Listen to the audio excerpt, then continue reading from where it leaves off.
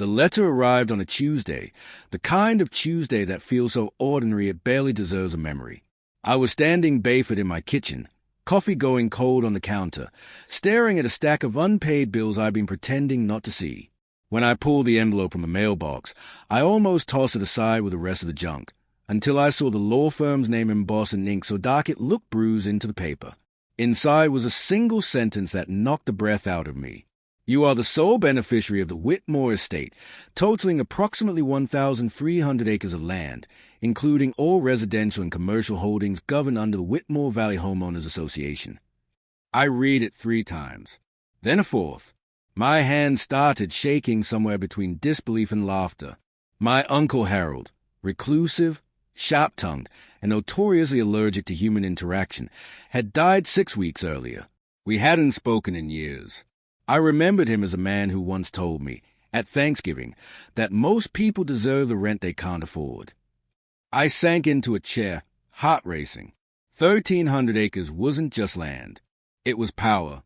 Farms, rental properties, storage lots, a strip mall, and, buried casually in that sentence like an afterthought, an entire HOA. Not a house and an HOA. The HOA itself. I didn't just own property. I owned the rules. By the time my coffee finally spilled over the rim of the mug, one thought had rooted itself firmly in my mind, cold and electric. They have no idea what's about to happen. A week later, I stood at the edge of Whitmore Valley, staring out over land that rolled like a green ocean. Rows of tidy homes curved along freshly paved streets, each with identical mailboxes and trimmed lawns. It looked peaceful, almost innocent. That illusion shattered the moment I opened the HOA files. Hundreds of pages, decades of notes, fines for trash cans left out too long, penalty for the wrong shade of beige, monthly dues that had crept up slowly but predictably, and beneath it all, a financial report that made my stomach twist. The HOA was broke. Not struggling, not tight, broke. Years of deferred maintenance, lawsuits quietly settled, and a board that had been keeping the lights on by raising fees a few dollars at a time while promising residents no major changes. The reserves were gone. The roofs on half the townhomes were past their lifespan. Roads needed resurfacing. The pool filtration system was one summer away from complete failure. And the rents? Laughably low. I compared the numbers to nearby areas. Even accounting for Whitmore Valley's reputation as quiet and traditional, tenants here were paying barely a third of market value. Harold hadn't been generous. He'd been strategic. He'd let the rent stagnate while the land appreciated, knowing that someday someone would flip the switch. That someone, apparently, was me. I hired a property management firm within 48 hours. Then an attorney. Then an accountant who laughed out loud when I showed him the books. Legally, he said, tapping the page, you can raise rent. A lot, especially since you now control the HOA and the rental agreements are month to month. How much is a lot? I asked. He didn't hesitate. Triple wouldn't even hit market rate. The word triple echoed in my head like a drumbeat. I imagined the reaction, the outrage, the emergency meetings, the posts on neighborhood forums typed in all caps. And still, I signed. The notices went out on a Friday afternoon, professionally worded, polite, brutal, effective immediately. Monthly rent will be adjusted to reflect current market conditions. New rates will begin in 30 days. No apology, no explanation, just reality. By Monday morning, my phone was unusable. Voicemails stacked on top of voicemails. Emails pouring in faster than I could open them. Subject lines screamed desperation and fury in equal measure. This is to be illegal. We've lived here for 22 years. You can't do this to families. Who do you think you are?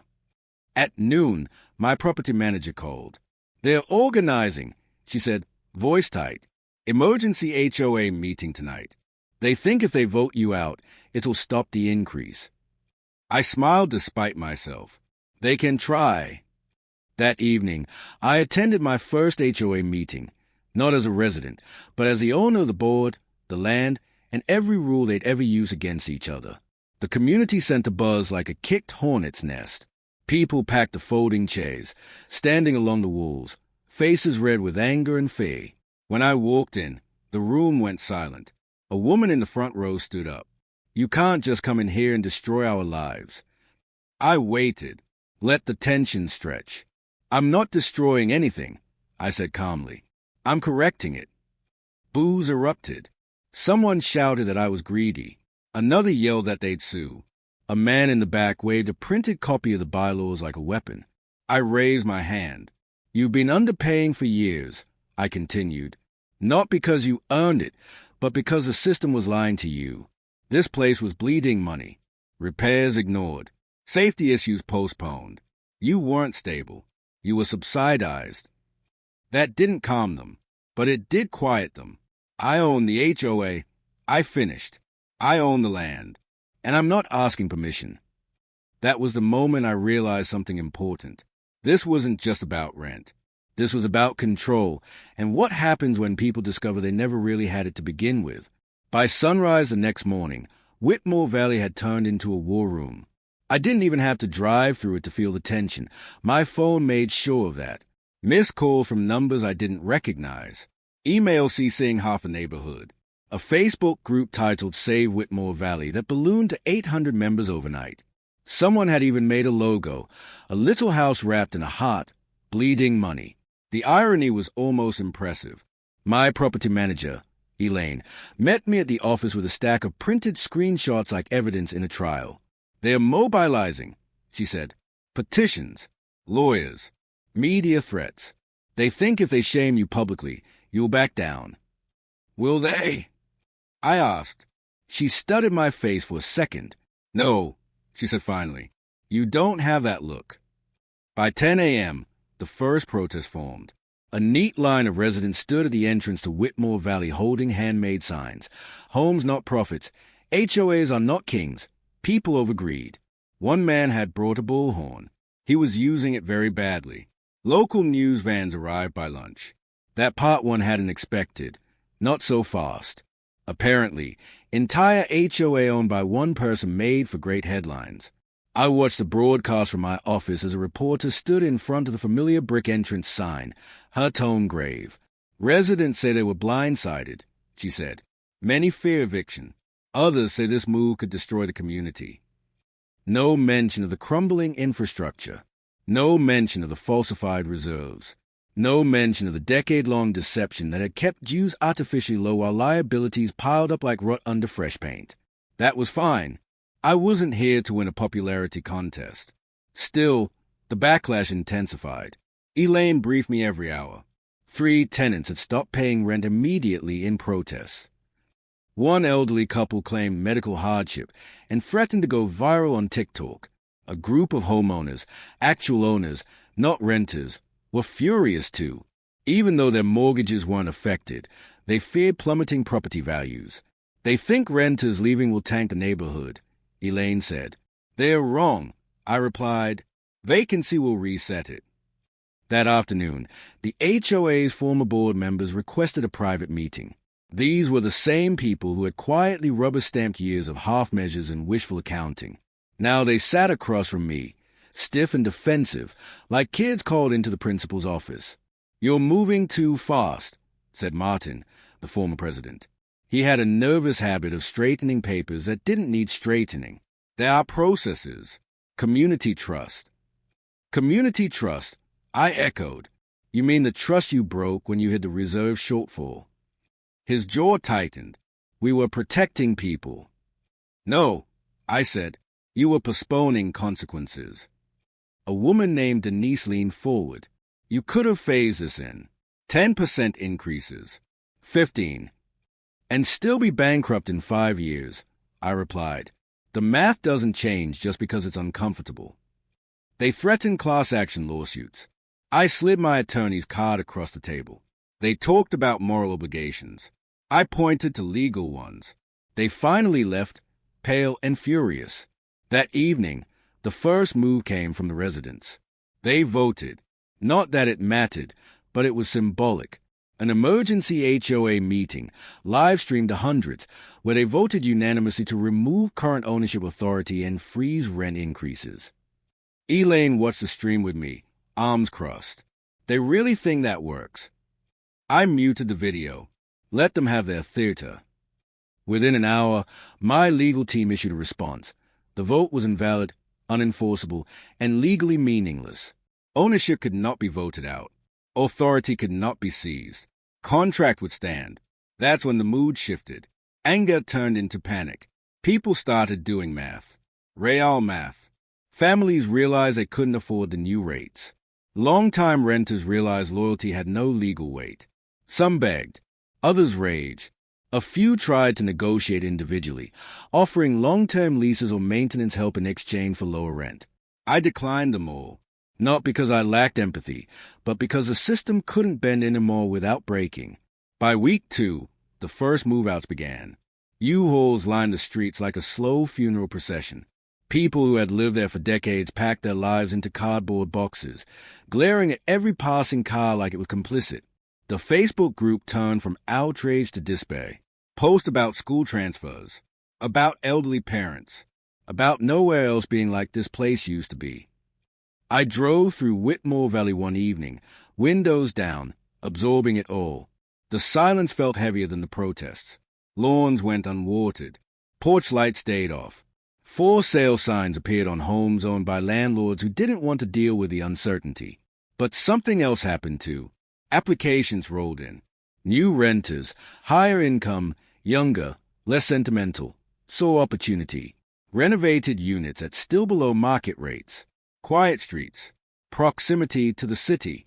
Within days of listing vacated homes, half were pending. Elaine showed me the numbers with raised eyebrows. Occupancy is stabilizing faster than expected. Of course it is, I said. The market always fills a vacuum. By the end of the month, the narrative fractured. The news ran a follow-up piece.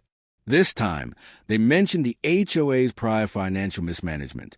A financial blogger published a breakdown titled Why the Whitmore Valley Rent Spike Was Inevitable. Comments were still brutal, but now divided. Some called me heartless. Others called me honest. Then came a lawsuit. A coalition of former residents filed for injunctive relief, claiming predatory practices, emotional distress, and abuse of power. It was messy, loud, and emotionally charged. It was also weak. My attorneys dismantled it in weeks. Contracts upheld. Notices properly served. Laws followed to the letter. The judge dismissed the case with a stern reminder that market corrections, while painful, were not crimes. That ruling did something protests couldn't. It broke the illusion. The remaining residents understood then. This wasn't a bluff. This wasn't temporary. This was a new reality of Whitmore Valley. And with that understanding came a quieter, more dangerous response. Adaptation. The community stopped fighting me and started changing itself. The day the judge dismissed a lawsuit, Whitmore Valley exhaled. Not in relief, more like resignation. The kind that settles in after a long illness, when the family finally accepts a diagnosis and starts asking different questions. Not why is this happening, but what do we do now? That was when the real transformation began. The Facebook group changed its name. Save Whitmore Valley quietly became Whitmore Valley Future. The Bleeding House logo disappeared, replaced by a skyline mock-up someone clearly generated in 5 minutes. The post shifted from rage to logistics, roommate searches, lease transfers, subletting rules. People stopped tagging the news. They started tagging realtors. And the HOA, my HOA, began to function like it never had before. The first sign was attendance. For years, meetings had struggled to pull a dozen bored homeowners. Now, the chairs filled again, not with retirees clutching old grievances, but with professionals carrying tablets, spreadsheets, and pointed questions. People who understood numbers. People who knew leverage. They weren't there to overthrow me anymore. They were there to negotiate. I let Elaine handle the first few sessions.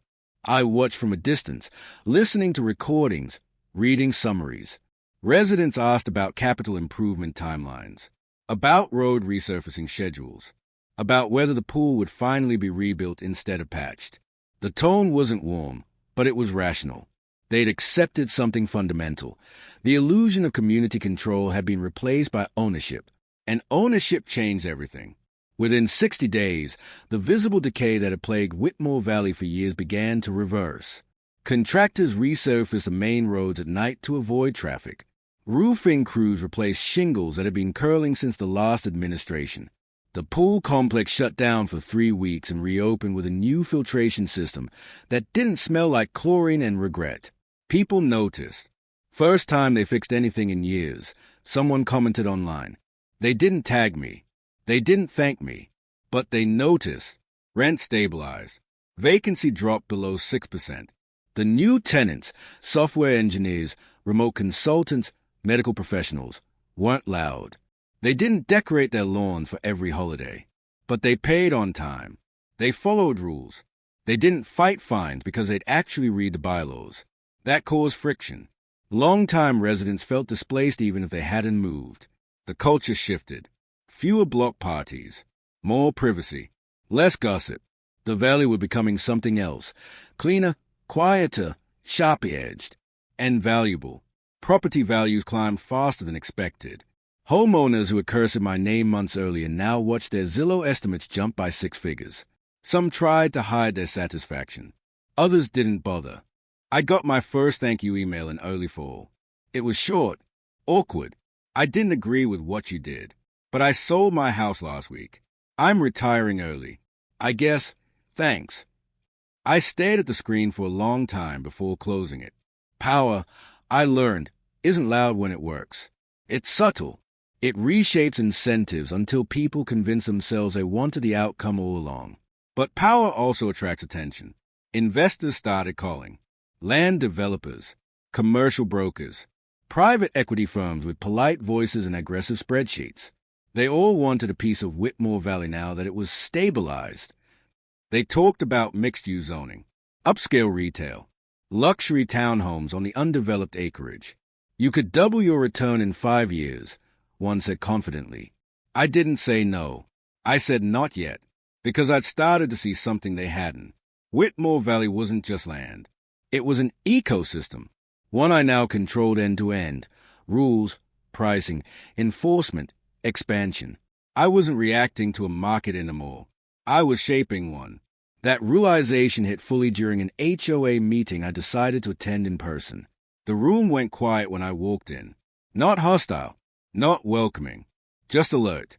People watched me like you watch a storm that already passed but might circle back. I took a seat at the front. No speech. No grandstanding. A man in his 30s stood up. New resident. Confident. I have a proposal, he said, addressing the room, but glancing at me. We formed subcommittees. Beautification. Security. Events. The HOA's finally solvent. Let's make this place exceptional. Murmurs of agreement rippled through the room. Another resident followed. If we're paying this much, we should get premium services. Better landscaping. Smart security gates. They weren't asking permission. They were pitching ideas to the owner. I listened, took notes, asked questions, and then I said something that changed the room. I'll fund it, I said, but with conditions. Every head snapped up. Any initiative you propose, I continued, needs measurable IOI, increase property values, reduce maintenance costs, improve tenant retention. This isn't charity. It's partnership. Silence. Then nods. Slow. Thoughtful. They weren't offended. They were intrigued. From that night on, the HOA stopped being a battleground and became a laboratory. Pilot programs launched. LED streetlights reduced energy costs. Enhanced security lowered insurance premiums. Landscaping upgrades boosted curb appeal enough to justify modest rent increases, without resistance. The same people who had screamed at me months earlier now emailed spreadsheets. Control had shifted, not away from me, but through me. Still, not everyone adapted. A core group never forgave me. They attended meetings only to sit with crossed arms. They whispered about ethics, about community spirit, about what Whitmore Valley used to be. I understood them better than they knew, because I wasn't blind to the cost. Families had been uprooted, histories erased, traditions dissolved. Market logic doesn't care about nostalgia, and neither did the contracts I enforced. Some nights, Driving through the valley, I wondered if Harold had anticipated all of this, or he'd simply enjoyed knowing someone else would pull the lever. Then came the letter. Not from a resident. From the county. Zoning review. Environmental impact reassessment. A notice of the undeveloped northern acreage, nearly 400 acres, was being reconsidered for rezoning due to regional growth pressures. Developers hadn't just noticed Whitmore Valley. The government had too. I smiled as I folded the letter, because rezoning meant leverage. And leverage, in the right hands, changes everything. The county meeting was scheduled for Wednesday morning, which told me everything I needed to know. They weren't expecting resistance. Midweek hearings are where bureaucracies bury decisions, quietly, efficiently, with just enough public notice to claim transparency. The agenda listed Whitmore Valley's northern acreage as Item 7B, sandwiched between a cell tower variance and a school district boundary adjustment. 400 acres. Rezone from agricultural residential to mixed-use development. I arrived early and sat in the back, unnoticed. Developers filled the front rows in tailored suits, murmuring to one another like they were already dividing the land in their heads. A few residents showed up too, mostly the old guard, the ones who never forgave me. They clutched printed flyers about traffic congestion and environmental loss, faces tight with anxiety. When Item 7B was called, the room stirred. A planning official droned through projections. Population growth, housing demand, economic opportunity. Charts appeared. Numbers climbed. Tax revenue glowed like a promise. Then public comment opened. The first speaker was a developer. Smooth, confident. He spoke of responsible growth and community integration. The next echoed him. Then another. By the time the resident spoke, the decision felt Puritan. They talked about green space, about wildlife corridors, about how Whitmore Valley had already changed enough. They all avoided looking at me. When my name was called, the room shifted. I walked to the podium slowly, deliberately. No notes, no slides. I own the land in question, I said simply, and I agree with the county. Gasps! Someone hissed behind me. This area is growing, I continued. Refusing to plan for that growth doesn't stop it. It just guarantees chaos when it arrives. I paused. Let that sink in. But I added, I won't support rezoning without binding conditions. Now the developers leaned forward. I laid them out. Infrastructure funded up front, not promised later. Traffic mitigation paid for by developers, not residents. A minimum of 30% green space, permanently protected. Affordable housing units integrated, not segregated. And a revenue-sharing agreement with the HOA to fund long-term maintenance. The planning board exchanged looks. This isn't standard, one of them said carefully. No, I replied, it's responsible. The vote was postponed. That night, my phone lit up. Developers called first. Some tried flattery. Others tried pressure. One implied the county could reconsider cooperation if I proved difficult. I told them all the same thing. Meet the conditions or the land stays empty. The residents called next. Angry ones. Grateful ones. Confused ones. One voicemail stood out. A woman who'd screamed at me months earlier during the first HOA meeting. I still don't like you, she said. But thank you for not selling us out. I sat in my car long after the calls stopped, staring at the dark outline of the northern fields. Progress, I realized, is rarely about choosing between good and bad. It's about choosing who pays. The county meeting delayed rezoning by 90 days, enough time for negotiations to get ugly. Developers competed behind the scenes, offering revised proposals, better terms. I pitted them against each other openly. Transparency became my weapon, and that's when the fracture appeared. Not between me and the residents, between the residents themselves. Homeowners near the northern border saw dollar signs. Their properties would skyrocket if development came with amenities. Others feared congestion, noise, loss of identity. Renters worried about displacement. Again, the HOA meetings grew tense. One night, a shouting match broke out between two neighbors who'd lived on the same street for 20 years. One accused the other of selling out. The other shot back that nostalgia didn't pay taxes. I ended the meeting early. Afterward, Elaine found me in the hallway. "This is getting personal," she said. "You can't keep being the only decision-maker. They need someone else to blame." She was right, so I did something unexpected. I formed a residents' advisory council. No power, no authority, just access. 10 members, a mix, homeowners, renters, old-timers, newcomers. They'd meet with me monthly, see the numbers, hear the offers, argue among themselves. The announcement was met with suspicion. "This is just for show," someone accused online. Maybe, but show matters. The first advisory meeting lasted 4 hours. Voices were raised. Tears were shed. One member walked out and came back twice.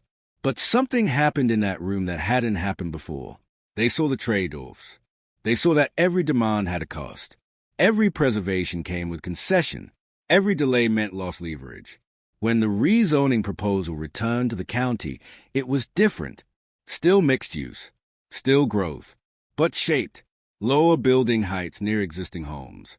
Expanded green corridors. A community center funded by development fees. A written guarantee, recorded in the land deed, that HOA revenue would increase without raising dues. The vote passed. Barely. Construction began 6 months later. The noise complaints were relentless. The dust, the traffic, the resentment flared again. But so did the benefits. New roads opened. Fiber internet lines were installed as part of the infrastructure deal, instantly upgrading the entire valley. A grocery store broke ground, ending 20-minute drive for basics. Property values surged again. Even some of my harshest critics softened. One evening, I ran into Martin, the former HOA president, at the new coffee shop near the entrance. He hesitated before speaking. "I still think you went too far," he said. "I know," I replied. "But," he added, glancing around, "I can't deny it's better run now." Progress rarely asks permission. It demands payment, and then days you to decide if the receipt was worth it. As the development rose from the date, something else rose with it. Attention, not just from investors or officials, from people who saw Whitmore Valley not as a community, but as a blueprint. By the time the first crane swung into place, I realized Whitmore Valley had become something far bigger than a neighborhood or collection of rental units. It was a case study in power, leverage, and human behavior, a living, breathing blueprint for reshaping a community from the ground up. The developers had arrived in force. Every week brought new proposals, revised offers, and ambitious promises. Retail complexes, co-working spaces, townhomes, apartment buildings. Each plan more polished than the last, but all constrained by the rules I had set. Every concession came at a cost, monetary, social, or political, and every decision carried ripple effects I had to anticipate. It was exhilarating. By midwinter, Whitmore Valley looked like a controlled storm. Construction crews moved like clockwork, erecting steel and glass without disrupting the core community. Roads were widened. Traffic signals synchronized. New sidewalks lined with energy-efficient streetlights appeared where muddy paths had been. The old infrastructure that had been ignored for decades finally received the care it deserved. Residents, predictably, were divided. Some loved it. They bragged about upgraded amenities, praised the HOA, and posted pictures of pristine streets online. Others resented it, whispering about gentrification and outsiders moving in. Arguments flared at HOA meetings over parking allocation, landscaping aesthetics, even the color of mailboxes. I sat back, listening, making minor interventions only when disputes threatened timelines or budgets. Because the truth was simple, I had learned the same lesson Harold must have known decades ago. Control was not about silence or agreement. Control was about predictability and outcomes. Let them argue. Let them protest. Let them adapt. The result would be the same. The valley would transform on my terms. That spring, the first phase of housing units opened. 3 dozen new townhomes, priced above the old market rate, but still competitive for the area. Applications flooded in. Tenants signed leases within days. The vacancy rate, which had once threatened the HOA's solvency, now hovered near zero. And then came the subtle, almost invisible changes, the cultural shifts that no one outside the valley could measure. The kids in the new units didn't ride bikes in the streets. They used the new bike lanes. Adults walked along landscape paths instead of cutting across lawns. Dog owners followed new waste rules. Noise complaints dropped because newer residents had no nostalgic attachment to the old, chaotic patterns. The valley was disciplined, functional, efficient, and utterly unrecognizable from the sleepy, broken neighborhood I had inherited. Even the long-term holdouts began to bend. Eleanor, a woman who had led the original protests and spent years railing at me for destroying our community, approached me one morning while overseeing a landscaping crew. Her hands were on her hips, her expression skeptical, but there was no fire in her eyes. "You've changed things," she said slowly. "I hate to admit it, but they're better." I smiled. "You don't have to like me. Just accept the results." She nodded once and walked away. By midsummer, the valley had attracted more attention than I had anticipated. Urban planners, journalists, and even local politicians visited under guise of curiosity. But I knew the truth. They wanted a blueprint. How did one person inherit an entire HOA, triple rent, and completely reshape a community without collapsing it in the process? They wanted Whitmore Valley as a case study, a success story, or a warning. I didn't resist. I allowed tours, carefully curated. Investors came to inspect the infrastructure, meet tenants, understand the numbers. Reporters came to write articles about the transformation, documenting everything from improved streets to fiscal turnaround. Every narrative emphasized my role, sometimes painting me as ruthless, sometimes as visionary. I didn't care. The valley's value didn't hinge on perception. It hinged on function. And function, I realized, was a language most people couldn't speak. They argued about morality, tradition, and fairness. I measured outcomes. Occupancy rates, rent rolls, maintenance schedules, profit margins. Every variable could be quantified, manipulated, and optimized. And because I controlled the rules, the flow of money, and the land itself, I had leverage that no individual homeowner, tenant, or developer could challenge. The real turning point came when the second phase of development was approved: commercial spaces along the main thoroughfare, a coffee shop, a small grocery store, a boutique gym. Revenue-sharing agreements meant the HOA benefited directly from each lease, creating a self-sustaining cycle of income for maintenance and improvements. Residents, predictably, freaked out. "This is turning into a mall," one woman shouted at a meeting. "Don't ruin the neighborhood," yelled a man in the back. I didn't answer. I had learned silence as the ultimate amplifier of authority. They argue. I wait. The numbers speak louder than their voices. And the numbers were speaking clearly. Foot traffic was increasing. Property values rose. Rental demand surged. Infrastructure held. Crime decreased slightly due to better lighting and security cameras. The valley was stabilizing economically, socially, and physically. By the end of the summer, Whitmore Valley had evolved into something new entirely, a hybrid of old charm and modern efficiency. People either adapted or moved on. Those who stayed became invested not emotionally, but economically. Rules were enforced consistently, infrastructure was maintained proactively, and rents reflected true market value. Even the skeptics began to acknowledge the results, grudgingly. They didn't like the transformation. They didn't like me, but they couldn't deny the outcome. I often thought about Harold during these months.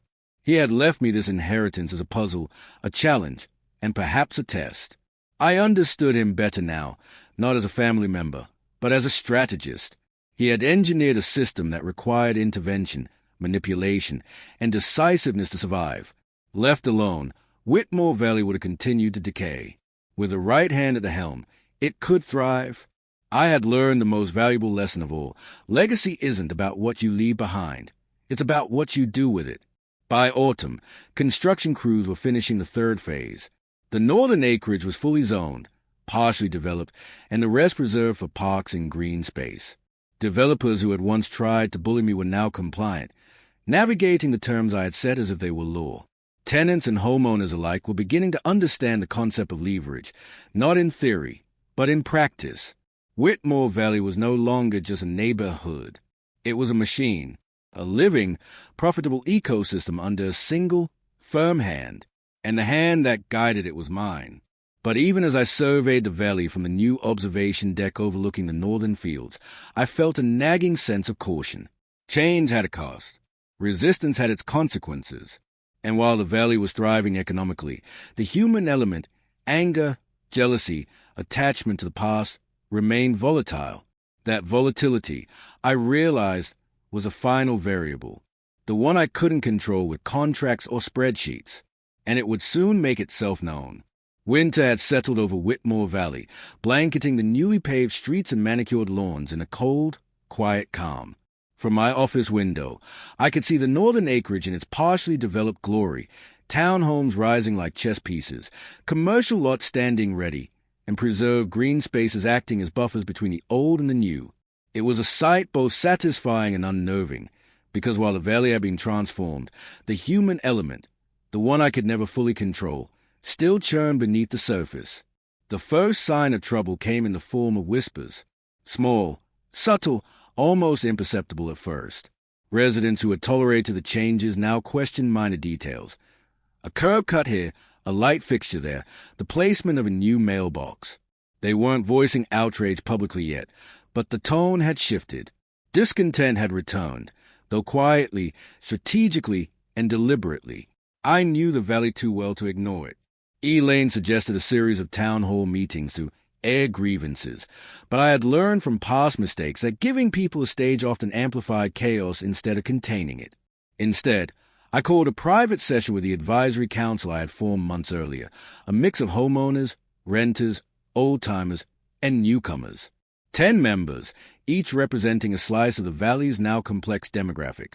The council gathered in the HOA conference room, which smelled faintly of polished wood and new carpeting. I entered without preamble. No notes, no PowerPoint, just presence. Something is shifting. I began. I want to hear it. Not complaints, not rumors. Facts, numbers, intentions. What's actually happening? For a moment, the room was silent. Then Eleanor, the same woman who had once led protests, spoke. Her tone was measured but sharp. People are feeling displaced, she said. Not physically, but socially. The new units, the rents, the amenities, they are changing the culture. Some feel like outsiders have taken over, even if they live here legally. Another council member, a young renter named Jamal, nodded. Yeah, and even people who didn't move are feeling like the rules aren't for them anymore. They follow the law, pay the rent, and still they feel powerless. I leaned back, considering. This was the only variable I hadn't fully accounted for. Human psychology. Money and leverage were predictable. Rules were enforceable. Infrastructure and development obeyed the laws of physics and economics. People, however, didn't. I spoke carefully. You're right. The valley is functioning, but it's not cohesive. There's friction, but friction isn't always bad. It tells us where attention is needed. Eleanor frowned. And what do you suggest? Engagement, I said simply. Structured engagement. We create programs, committees, events, small, controlled ways for people to have a voice. They can't dictate the rules, but they can shape experience. They can feel part of something without threatening the system. The council nodded slowly.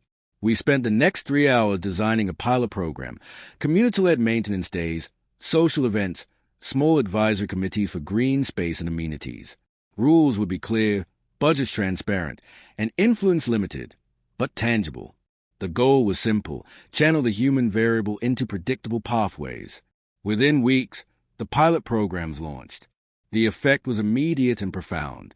People who had been simmering in resentment now had something constructive to occupy their attention. Volunteers cleaned parks, organized small markets, hosted neighborhood meetups. The sense of ownership, even if symbolic, diffused tension. But no system is perfect. One evening, while walking past the northern townhomes, I noticed an unfamiliar SUV parked suspiciously along the curb. 2 men in suits were talking animatedly, glancing around. They weren't construction workers. They weren't residents. Something about the way they moved screamed calculated intent. I called Elaine. Find out who those men are. Now. Within an hour, It became clear there were private investigators sent by a developer who had lost out on a northern acreage parcel. He wanted leverage, doubt, anything to disrupt future negotiations. I smiled. I had expected resistance, even underhanded tactics, but they underestimated how thoroughly I controlled the valley's ecosystem. Security footage, tenant cooperation, and careful scheduling revealed everything. By nightfall, the men left empty-handed, their attempt neutralized before it even began. This incident reinforced a lesson I had learned months ago. Control is multilayered. It's not just the land, the rules, or the contracts. It's perception, oversight, and preparedness. Whitmore Valley wasn't just my property. It was a system I had built, defended, and refined. And it worked. The culmination of all my efforts came during a late winter HOA meeting. The room was packed, not with protesters, but with residents curious about the pilot programs and the northern development. I entered quietly, letting the crowd settle. For the first time in months, the tension in the air was muted, replaced with cautious optimism. I addressed the room. Whitmore Valley has changed.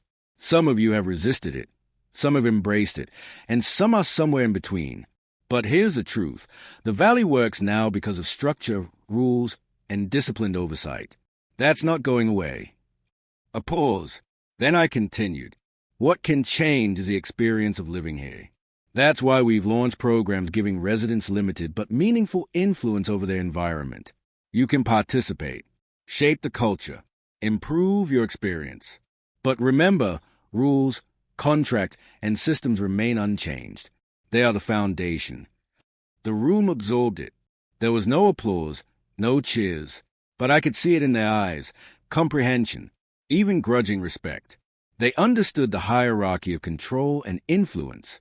And then came the reward. Financially, the Valley had tripled its revenue since my first notice of rent increases. Vacancy was minimal. Property values had soared. The northern development had attracted premium tenants and businesses. The HOA's reserves were healthier than they had been in decades. Every spreadsheet confirmed what I already knew. Whitmore Valley was profitable, stable, and sustainable. But more than money, the reward was control and resilience. I had inherited a broken system and rebuilt it as a self-sustaining ecosystem. The Valley now had layers of redundancy, human engagement, and economic incentives that made it nearly impervious to the chaos that had plagued it before. I drove through the streets one evening, past rows of homes with lights on, families settling into their routines, children playing in designated areas, and workers finishing up at the new commercial spaces. Whitmore Valley looked alive, functional, and ordered, a testament to strategy, patience, and decisive action. For a moment, I imagined Harold watching me from somewhere, smiling that sharp, knowing smile. He had left me the pieces of a puzzle, and I had assembled them into something greater than property, greater than money. Whitmore Valley was now a blueprint, a case study in control, transformation, and leverage. I stopped at the edge of the northern acreage, looking out over what had once been empty land. The wind tugged at my coat, and for the first time, I allowed myself to feel it. Triumph. Not just financial, not just strategic, but total. The Valley had been reshaped. Resistance had been channeled. Progress had been enforced without destruction. And through it all, I had maintained absolute control. Whitmore Valley was mine. In that moment, I realized that true power doesn't come from domination alone. It comes from understanding every variable, anticipating every reaction, and guiding a system to a predetermined outcome while letting the participants believe they are influencing it themselves. The HOA, the residents, the developers, they were all pieces in a machine, and I was the engine. As the sun set over the transformed valley, casting long shadows across manicured lawns and construction sites alike, I smiled. Whitmore Valley was no longer just a place to live. It was proof that vision, strategy, and decisive action could turn inheritance into empire and chaos into order. The valley had been tamed, and the reward were absolute. The blueprint was complete.